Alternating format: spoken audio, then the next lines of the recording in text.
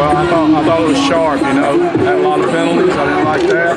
But the kids looked sharp, and our execution was mostly good. You know, that no-name, terrible, awful defense played okay. So I was proud of it. Clay-Chalkville jumped out to a 24-0 lead against Blackman High School in Murfreesboro, Tennessee, and cruised to a 38-7 victory.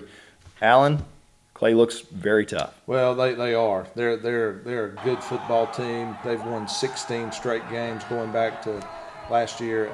This is a good football team, and I think they're only going to get better as the season goes on.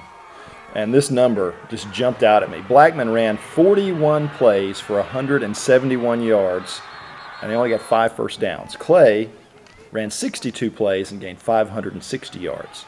And from what we saw, Blackman got 70 yards on 1 play late in the fourth quarter. That's pretty stout. It is. And, you know, Coach Hood, you know, talking to him in the preseason, his concern was the defense. Lost a lot of players on defense. He knew he had some talent coming back on offense.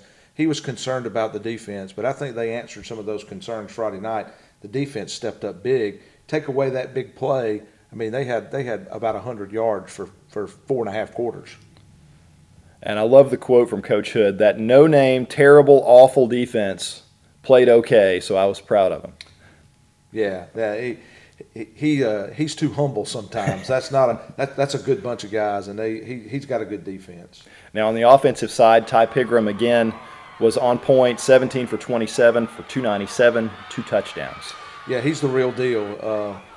I saw him this week. He's a good-looking athlete. He's a humble kid. He's a coachable kid. You know, I think Coach Hood's done a good job keeping him grounded, keeping him focused, and look for him to have a big year. He may be the state of Alabama's Mr. Football this year. Brandon Berry stepped in at running back and carried 11 times for 130 yards, 2 touchdowns. But that says a lot about Clay's offensive line. It is. They're good. They're big.